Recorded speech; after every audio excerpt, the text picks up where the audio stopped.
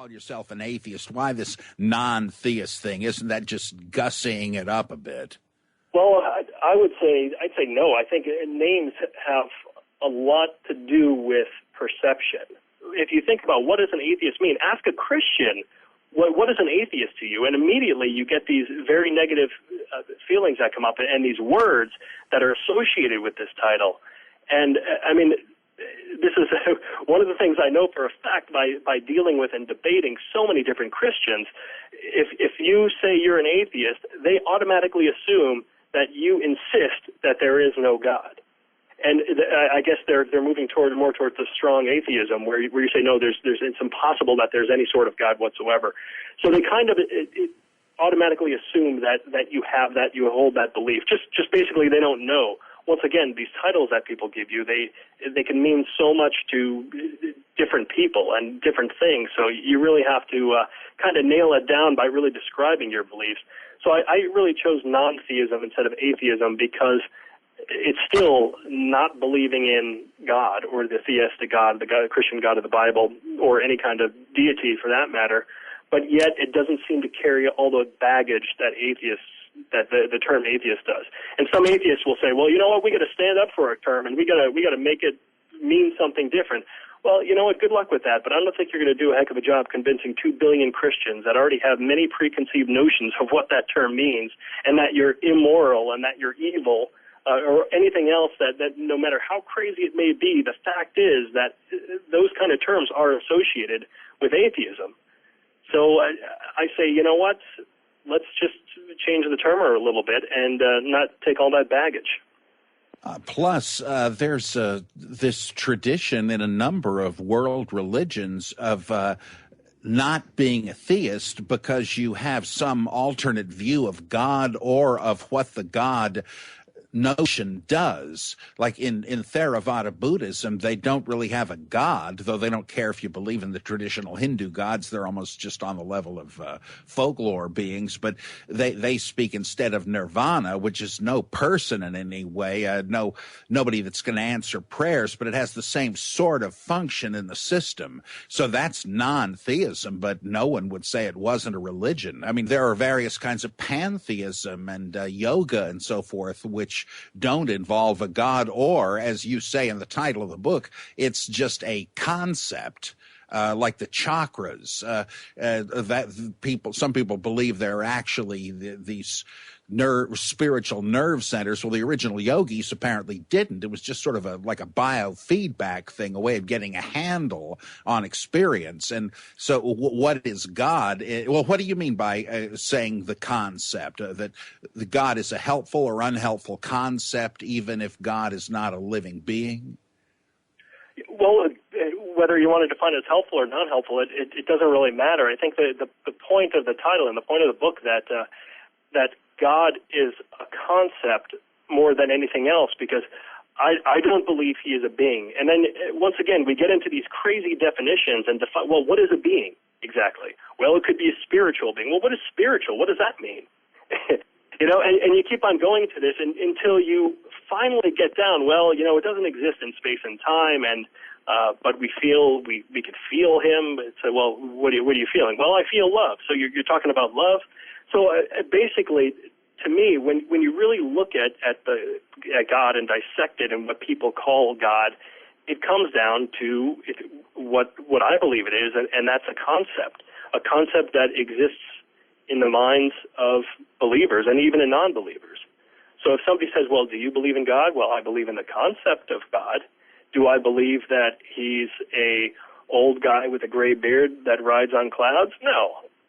Do I believe that he is Jesus Christ who came and walked the earth? No. Do I believe that he's some kind of being? No. So you could keep on giving God all these qualities, and I think it was what's that? The Indian guy who Deepak Chopra. Deepak Chopra, right? He defined God, or he said that one of his famous quotes was, "You cannot define God. The moment you try to define God, then the whole concept of God or everything is lost, basically, once you start defining him in any way." And ironically, of course, in in his own definition in the same sentence. He says God is transcendental, or he keeps on saying what God is and what God is not. I'm like, well, you just said you can't define God. It all comes down to, in my point of view, that if God does exist, he exists, but as a concept.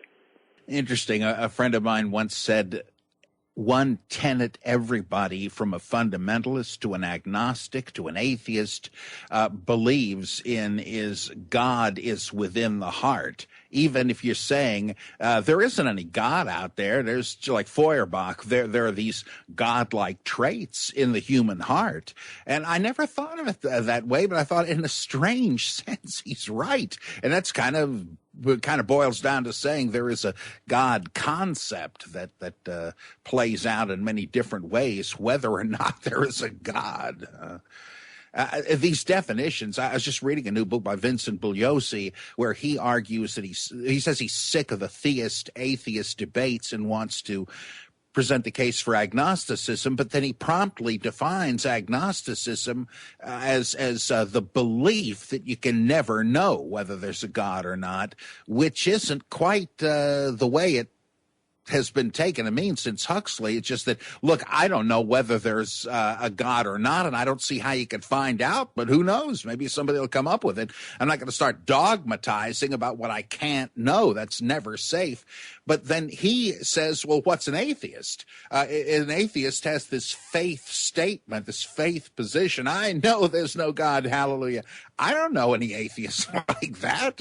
That's sort of a crazy view. It's more like they say, look, I suppose there could be a God. I mean, there might be little green men living in the moon, though I don't think there's just any reason to take it seriously.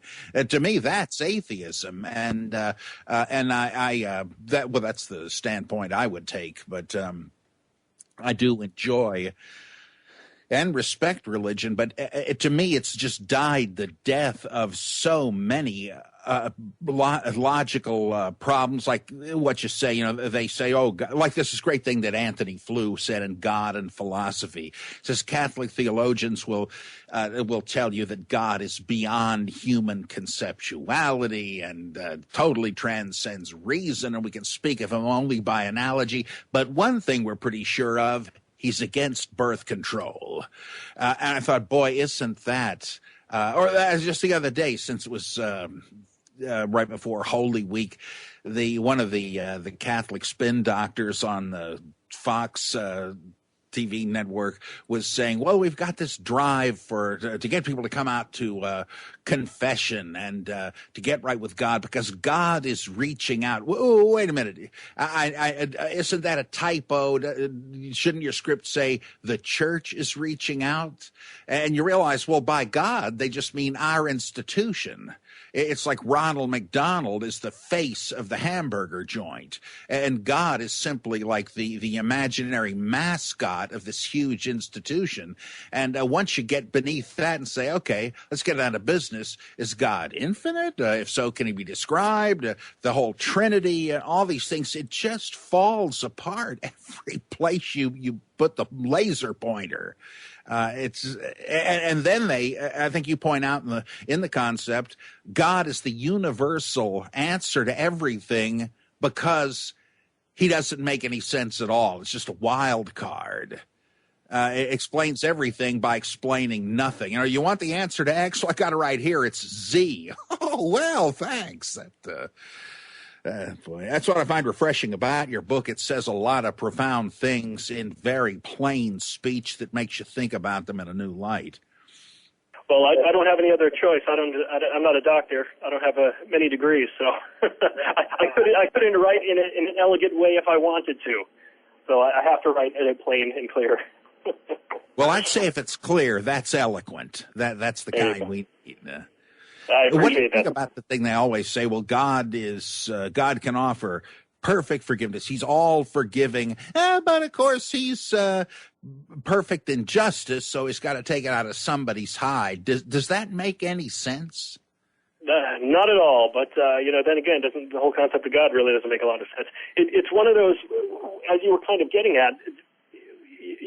We're dealing with a wild card here. We're dealing with something that you say, well, God is above logic. God doesn't have to be logical. God could be the Father and Son at the same time. God could be 100% man and 100% God. You cannot use logic in order to define God. So once you take logic out of the equation, mathematics, reason, once you take all of that out, what are you left with? You're left with something that makes no sense whatsoever. So if you say, well, no, I know God is 100% forgiveness. He's all about forgiveness.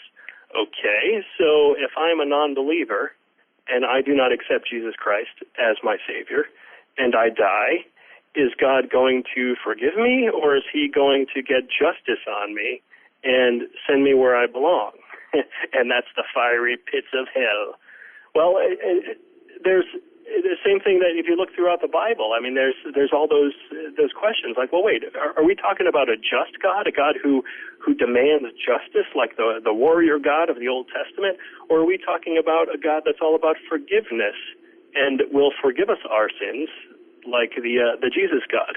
Well, you have both. I mean, one of the reasons why the Bible works so well is you just pick a stance and you could get the Bible and just pick out some verses that could support it. I mean, it is like the universal wild card itself. You got God as the wild card, you got the Bible. So it's one of those things, too, that if you try to pin down somebody like a Christian and ask them about this, they'll eventually get to the point they'll keep on going back and forth trying to justify it. And when they realize they can't, you get down to the old safe, well, you know what, God is a mystery. There's some things about God that we just don't understand. And as you said before, well, maybe there's going to be a class in heaven where all this stuff is answered one day. Yeah, boy, it's going to be a mighty long one with a lot of remedial stuff in the beginning, I think, to justify any of this stuff.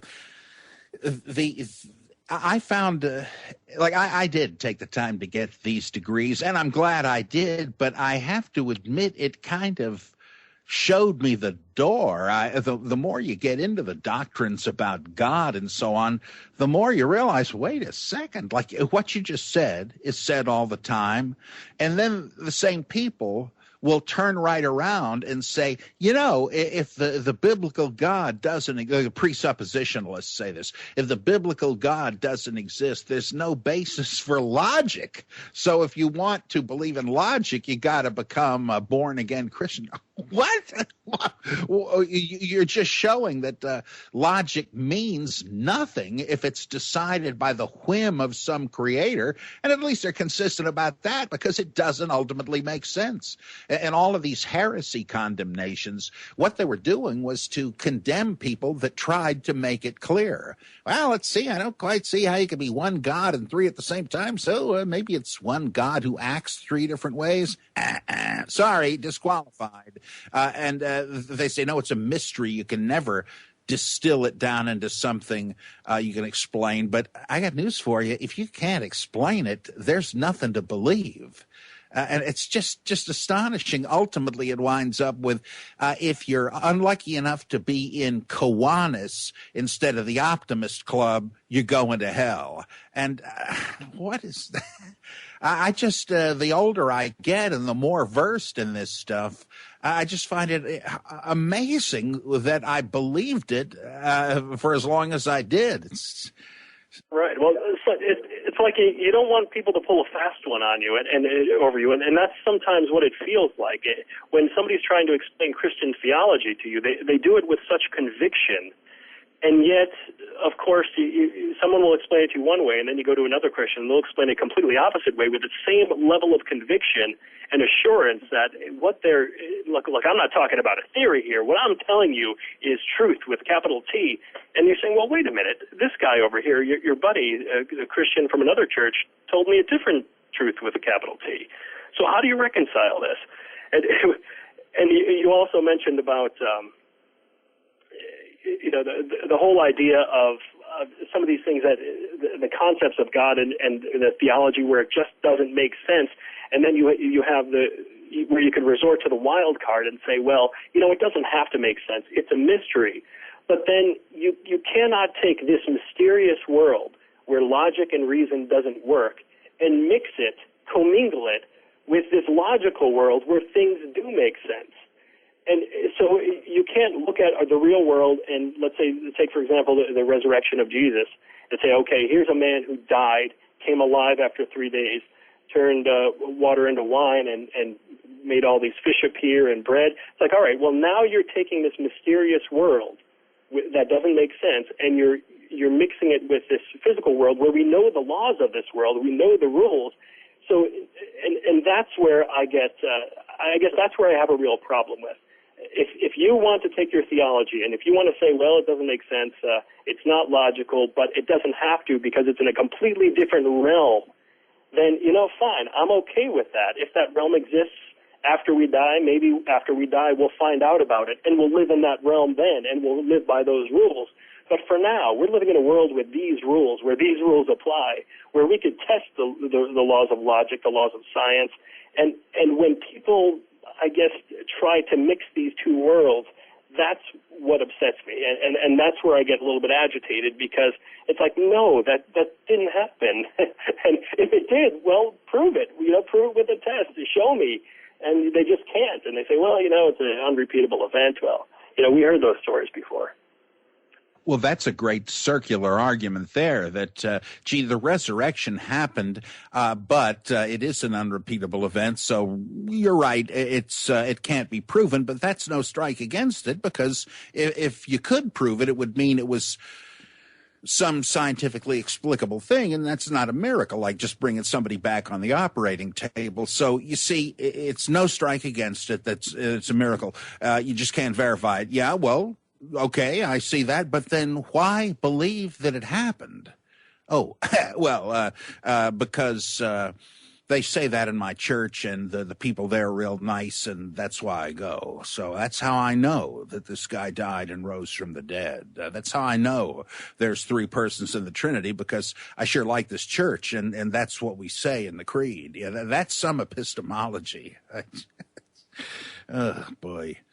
I used to have students in college where I would ask them, why do you believe what you believe? You may be right, but why is it you believe it? And, well, because so-and-so taught me, and it would be disloyal to my parents or grandparents to question what they said. You must be kidding. But we really got our work cut out for us. Well, we have a lot of friends that are Christians and that go to church, and when you talk to them, and you get it, you break the whole social faux pas, and you say, well, let's talk about religion for a moment, because of course you're not supposed to talk about that. And they tell you, well, you know what, I really don't believe in all this stuff, the supernatural, but you know what, it feels good to go to church, and it's a good thing to do for the kids, and I like the morals they teach and the values, and on one hand I see that, and I say, what are you doing? You can't do that. You can't just take part of it. And then on the other hand, it's like, all right, well, I see why you're accepting Christianity, and I see why people feel like it's a whole package deal. And they don't want to feel like they're lying to themselves or they're cheating themselves. So they say, okay, I really do like the morals. I do like the people the other Christians, my friends who are Christians. I like the church. I like everything about it. So I'm going to adopt this whole set of beliefs so I could be in with this group. And I think that's kind of what I'm trying to do with the concept, is say, look, great, stick with those friends, and you could still hang out with them, and you could still share the majority of what they believe, but you know what, you could look at it a different way without having to be like a heretic, and you don't have to feel guilty about it. There's no guilt involved, and I can't stand that thought that if you don't believe in God, then, oh my goodness, you're the devil. I went to my sister's house for Christmas, and I gave her a copy of my book, and my sister, her husband's Catholic, and a lot of their friends are Catholic. And, my sister's kind of open-minded, but she's kind of, goes through the Catholic routine as well. And just as I was leaving, she was with a whole bunch of her friends there, and I'm like, bye, take care. And she goes, oh, this is my brother's book. He doesn't believe in God. And I swear, everybody shut up and stared at me with their mouths open like a demon was about to come out of my ears or something. And I just felt so uncomfortable. It's that the stigma that society has on that, if you don't believe in all these doctrines and everything that goes with it, something's wrong with you. You got a few screws loose. You're not right. What I'm trying to say is, look, what does believe in God actually mean anyway? So once you get down to it, I think that a lot of us actually do share the same beliefs, but many of us don't want to say them out loud, or we haven't thought about them enough to be able to actually vocalize them. And hopefully that's what I accomplished in the book. Yeah, it's really fascinating, and I think this kind of thing boils on my website. I mentioned I go to this Episcopal church and keep my mouth shut. Me any trouble if they know what I think, and I think a lot of them do, but I just don't feel any need to make trouble with them. I like them, and I like the aesthetics of the service and so on. Why not just dwell on what I do like? And that makes me kind of like the ancient Gnostics, and you too, I would say, where there's a reason to be there. You like to be there. You don't disdain the people, but you do feel like you know better. But that doesn't alienate you from it unless they think it does, and they alienate you. So why make a point of it? But then older sisters come along, I guess. Are you familiar with Don Cupid and his books like Taking Leave of God? Because he advocates a kind of Christian non-realism, he calls it. No, I never heard of him. Yeah, he's heavily philosophical, but very clear and bright and humorous. I think you'd enjoy him, because I think the non-theism has a lot in common with his non-realism. There's a whole group called the Sea of Faith that takes off from his books, which is this whole thing is very different than the heavily metaphysical, at least I think, Christian atheism of Altizer, but I just find them both interesting. There's a British philosopher of religion who back in the 60s was Braithwaite, I forget his initials, but he argued that it would be enough to claim to be entitled to be called a Christian that you agreed with the general moral stance and tried to live it and found yourself instructed and nourished and challenged by the insights of the New Testament, clothed in especially the stories of the Bible. And to some people that might seem like bare bones Unitarianism, but I think the guy has a point. It's not really telling you what to believe exactly. It's just you sort of catch a certain vision that has come to you by reading a certain literature. And I have a friend who's a Buddhist, but he doesn't believe in reincarnation or anything. He just, reading Buddhist texts, he says, that's the way I'd like to live. And sounds pretty good to me, though, I don't think non-religious atheists are missing the boat or anything, but there's just different strokes for different folks, I guess. Well, I got to ask this because this always comes up with me, because I'm a monomaniac, I guess. I write about the Christ myth theory a lot. What do you think of that? Do you think there was a historical Jesus? Can we know? Does it matter? Well, I actually have to defer to experts like you, who, if there is any indication of a historical Jesus, it would have to be in the texts that talk about him. And as you know better than anybody, the opinions vary on that, depending on which scholar you go to, and if they're bringing any presuppositions or beliefs into the matter as well. Personally, for me, how do you define a person? Like we say, okay, did Jesus exist? Well, his name really wasn't Jesus. It was Yeshua. Okay, well, he was born on December 25th, right? Well, not really. It's like, okay, so he wasn't born on this day. His name wasn't Jesus.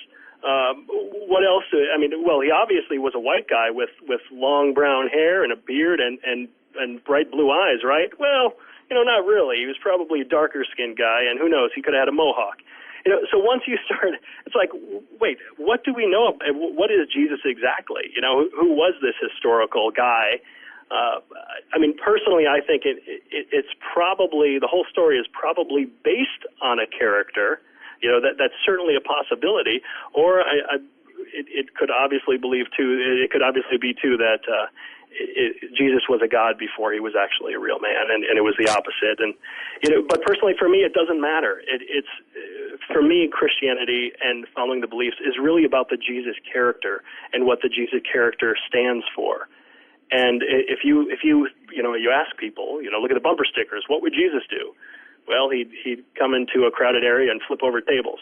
Well, and, he would do a lot of things, but Jesus, that's the Jesus character, So to me, what's more important is not the question, did Jesus really exist? Because I don't believe in all that theology that goes along with it and the supernatural.